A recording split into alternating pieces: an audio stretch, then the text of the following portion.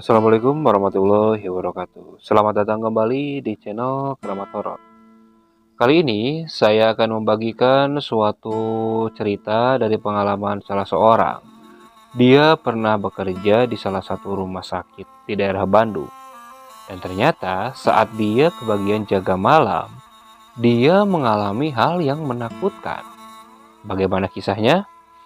Simak terus videonya sampai selesai dan jangan lupa, sebelum mulai ke ceritanya, alangkah baiknya kalian santaikan dulu saja diri kalian. Kalau mau ngopi, silakan sambil ngopi. Kalau sambil makan, silakan kalian sambil makan. Kalau yang mau ngemil, silakan sambil ngemil. Dan bagi kalian yang sedang bekerja, alangkah baiknya kalian tunggu waktu santai kalian, supaya saat mendengarkan cerita yang dibawakan oleh channel Keramat Horor ini tidak mengganggu waktu kerja kalian. Kalau sudah, kita mulai ke ceritanya.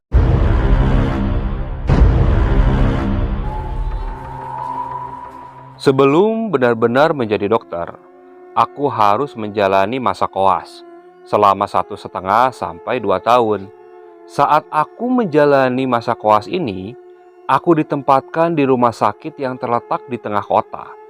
Jadi aku sudah familiar dengan lingkungannya. Rumah sakit tempatku bekerja ini bisa dibilang rumah sakit yang terkenal di kota Bandung di daerah Jawa Barat. Sehingga banyak pasien yang berobat di rumah sakit tersebut. Bagiku, lebih baik aku bekerja di rumah sakit yang ramai pasien ketimbang yang sepi.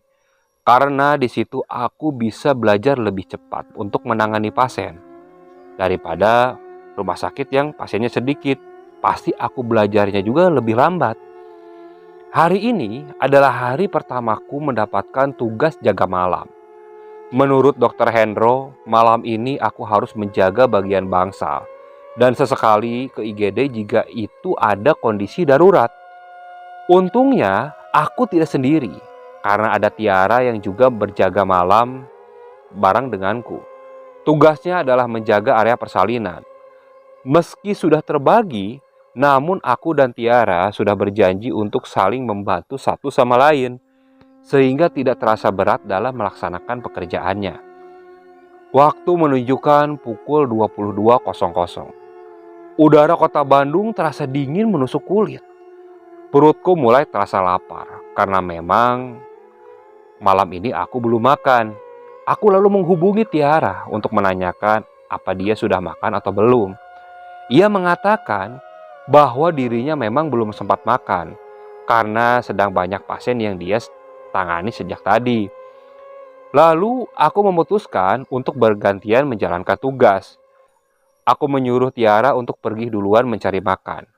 Nah, jika sudah selesai, giliran aku yang akan mencari makan. Saat Tiara pergi makan, aku kebagian menjaga 3 area tersebut. Bagian pertama yang aku lihat adalah area bangsal. Sebelum ke sana, aku berjalan ke ruangan perawat terlebih dahulu untuk meminta data pasien di area bangsal. Hanya ada 3 suster tersisa di ruangan tersebut. Salah satu dari mereka sepertinya sudah siap pulang. Aku melangkah dan mendekati suster tersebut. Suster itu bernama Suster Rati. "Suster, maaf. Tadi kata Tiara data pasien di bangsal ini ada di suster ya? Saya mau memeriksa bangsal," kataku kepada Suster Rati. Dia dengan sigap mengambil data dan berdiri di sampingku.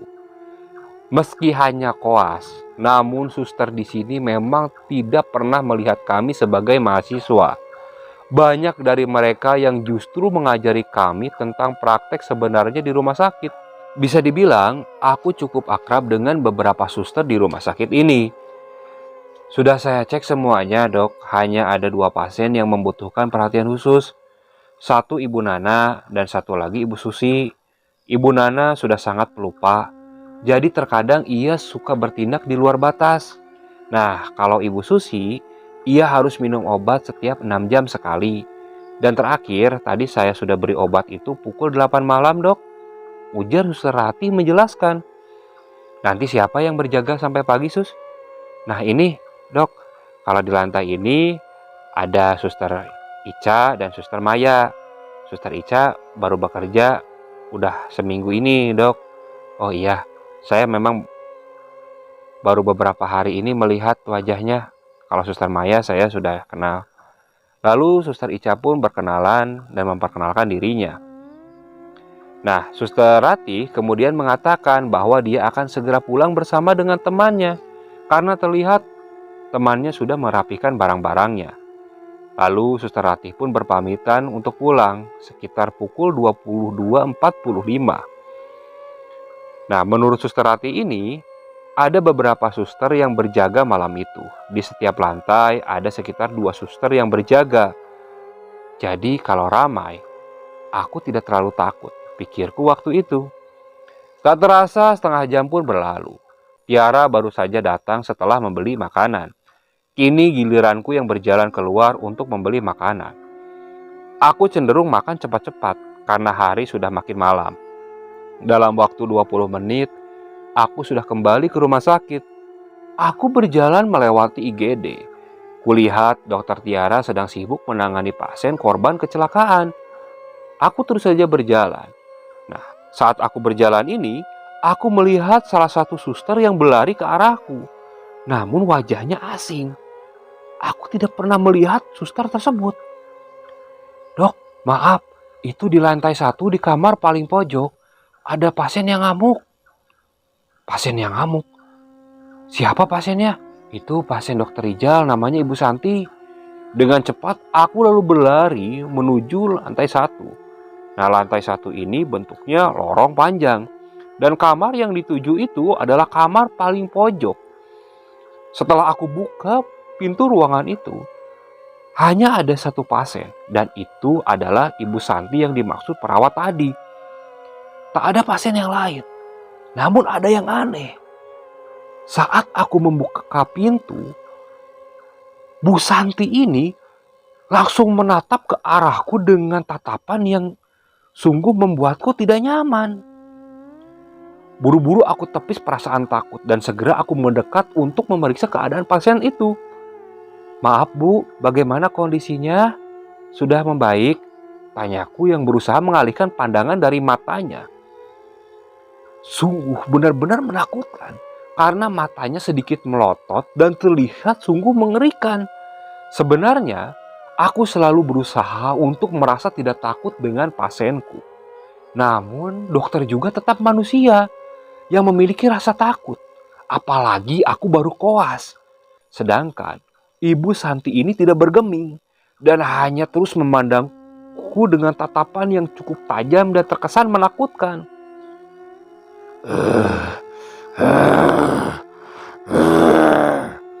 Tiba-tiba, Ibu Santi ini mengeluarkan suara seperti menggeram dan mengerikan. Aku memandangnya heran. Aku coba belai pundaknya untuk memberikan rasa tenang. Meskipun aku juga merasakan tegang. Ada apa, Bu? Coba tenangkan dulu, tenang. Aku coba bertanya dan sedikit mendekatkan diri ke Ibu Santi.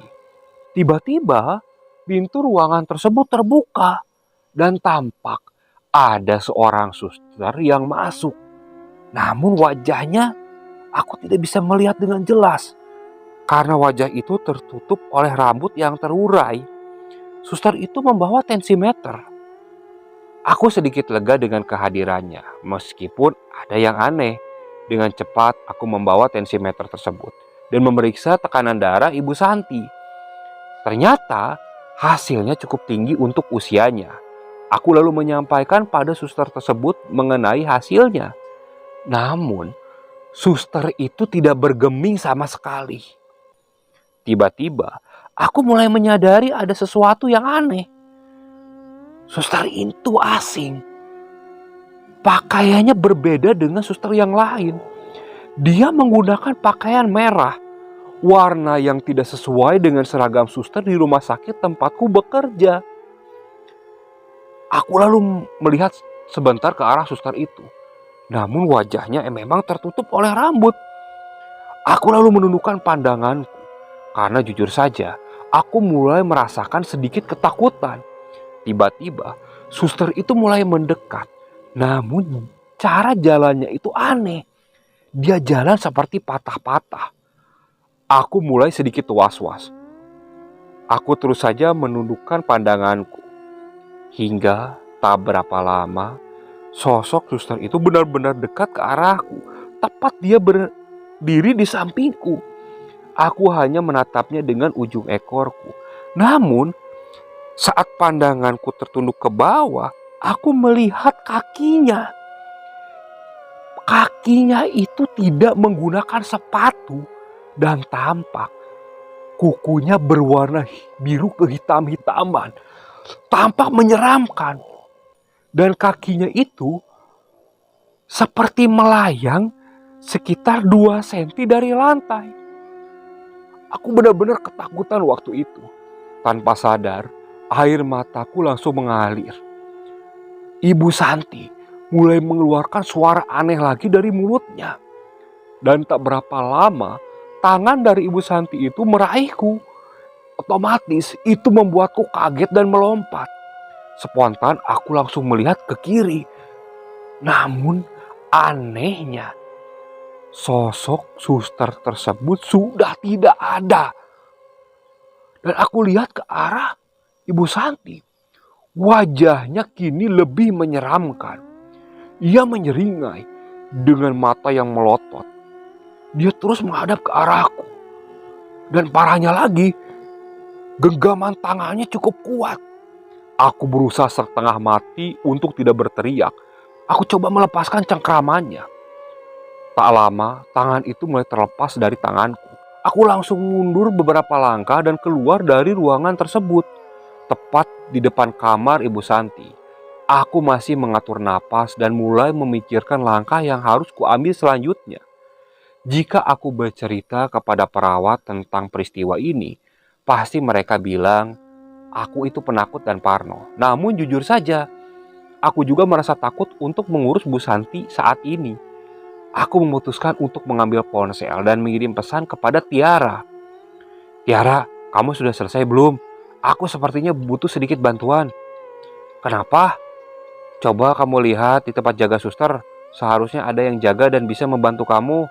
Aku masih sibuk menangani pasien yang butuh dijahit karena kecelakaan. Nah, di situ aku baru ingat.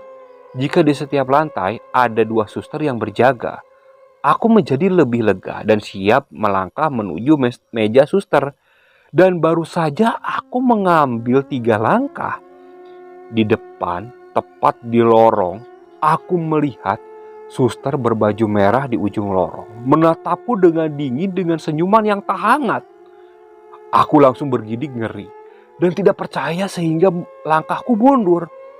Namun setiap satu langkah yang kuambil, suster berbaju merah itu melangkah dengan jumlah yang sama. Aku kembali mundur sehingga posisiku tepat berada di depan kamar Ibu Santi. Aku melirik ke dalam kamar Ibu Santi. Namun, dia masih tidak berubah menatapku dengan menyeringai. Aku kembali melihat ke depan. Namun, suster itu kini sudah tidak ada. Aku dengan cepat-cepat langsung berlari ke lorong itu. Namun, belum sampai aku keluar lorong, di situ tiba-tiba aku melihat ada bangku di pinggiran lorong yang biasa digunakan untuk pasien duduk atau tempat penunggu pasien. Di situ aku melihat suster berbaju merah itu sedang duduk di situ. Dan anehnya, kakiku mendadak langsung berhenti. Tidak bisa dilangkahkan kembali. Aku seakan mematung di tempat tersebut. Suster berbaju merah itu tiba-tiba langsung berdiri. Dan tampak kengeriannya. Wajahnya yang cukup menakutkan. Dia melayang. Kini jelas-jelas terlihat dia melayang. Dia melayang menghampiri ke arahku. Ingin aku rasanya berteriak. Walaupun aku tahu kalau aku berteriak pasti akan mengganggu pasien yang sedang beristirahat. Namun di situ aku sudah tidak peduli. Karena rasa takutku sudah memenuhi kepalaku. Aku sudah bingung harus seperti apa. Namun suaraku tidak bisa keluar. Aku hanya terus saja menatap sosok suster berbaju merah itu. Lalu aku akhirnya pejamkan mataku. Kurasakan hawa dingin yang tiba-tiba mendekat ke arahku. Aku yakin sosok suster berbaju merah itu pasti sudah berada di sampingku. Karena di situ aku mencium ada aroma bau amis yang cukup menyengat. Di situ air mataku sudah keluar. Aku sudah tidak peduli lagi orang mau memandangku penakut ataupun bagaimana. Yang penting bagaimana caranya aku bisa terlepas dari situasi seperti ini. Di situ aku baru ingat. Aku lalu berdoa dengan doa yang aku bisa. Namun karena aku panik dan rasa takut masih memenuhi perasaanku, doa yang aku bacakan akhirnya tidak jelas. Dan tiba-tiba sedikit demi sedikit aku malah membuka mataku. Tepat di hadapanku, suster berbaju merah itu dengan rambutnya yang terurai hanya berjarak sekitar setengah meter. Dia berdiri di depanku. Di situ kakiku sudah tidak kuat untuk berdiri. Aku langsung terduduk lemas. Aku sudah bingung harus berbuat apa. Aku hanya pasrah dengan keadaan. Entah apa yang akan dilakukan suster itu. Aku lalu memejamkan mataku. Di situ aku bingung. Aku hanya terus berpejam. Hingga tak berapa lama aku dikagetkan dengan tepukan di pundakku. Aku langsung menoleh. Dan ternyata itu adalah salah satu keluarga pasien yang menunggu. Dia aneh melihatku seperti itu. Pak dokter kenapa? Enggak pak, enggak apa-apa. Pak dokter sakit? Enggak. Nah, orang itu lalu membantuku untuk berdiri dan didudukan di kursi. Dia lalu kembali ke dalam untuk mengambil segelas air. Pak, diminum dulu. Iya pak, makasih. Bapak kenapa kok pucat gitu pak? Enggak kenapa-napa. Di situ aku langsung ingat akan kondisi Ibu Santi. Bergegas aku berlari ke arah meja perawat. Tak lupa aku berucap terima kasih juga kepada si bapak itu. Saat sampai di meja perawat, kedua suster yang berjaga aneh melihat mukaku seperti itu. Pak dokter, kenapa? Itu, maaf sus, saya butuh bantuan untuk pasien paling ujung atas nama Ibu Santi. Ibu Santi? Paling ujung gak ada pasien loh pak. Wah, masa iya? Saya dari sana kok. Tadi ada salah satu suster nyuruh saya untuk mengecek keadaan di sana. Beneran pak, di sini nggak ada atas nama Ibu Santi. Asli sus, saya nggak bohong. Ya udah yuk kita cek aja bareng-bareng kalau memang bapak nggak percaya. Nah, kedua suster itu lalu menemani saya untuk mengecek ke ruangan di paling pojok. Dan saat aku sampai di ruangan tersebut, kubuka pintu ruangan itu. Dan anehnya, di ruangan itu tak ada satu pasien pun. Aku benar-benar kaget dan tak percaya dengan apa yang aku alami. Karena jelas-jelas di ruangan tadi itu ada pasien atas nama Ibu Santi. Kedua perawat itu juga kekeh. Mereka menjelaskan karena di ruangan itu kosong, tak ada pasien lain. Karena aku masih terus ngotot, akhirnya kedua perawat itu membawaku kembali ke meja perawat. Karena takutnya kebisinganku mengganggu pasien yang lain. Nah, sesampai di meja perawat, suster itu lalu memberikan data pasien. Kulihat dengan seksama. Memang atas nama Ibu Santi tidak ada. Di situ aku langsung terduduk lemas. Berarti yang kulihat tadi bukan manusia. Melihatku yang seperti itu, salah satu perawat lalu mengambilkan air minum. Setelah diberikan air minum, melihat wajahku yang sedikit lebih tenang, suster itu lalu menjelaskan. Sebenarnya Pak, ada pasien atas nama Ibu Santi.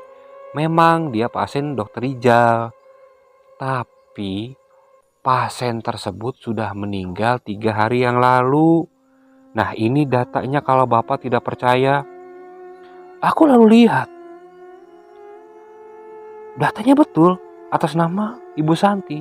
Dan dia dirawat di ruangan pojok itu. Di situ aku benar-benar yakin bahwa yang aku lihat tadi itu benar-benar bukan manusia. Aku merasakan takut yang teramat takut. Pertama kalinya aku mengalami pengalaman seperti itu. Ditambah lagi, itu malahan pertama kalinya aku jaga malam selama bekerja di rumah sakit ini. Bagaimana malam-malam selanjutnya? Aku tidak bisa membayangkan. Apalagi dengan sosok suster berbaju merah tersebut. Aku tidak menceritakan peristiwa itu ke kedua perawat tersebut. Hingga tak berapa lama, Tiara lalu datang. Dok, mana pasiennya yang butuh bantuan itu? Udah beres?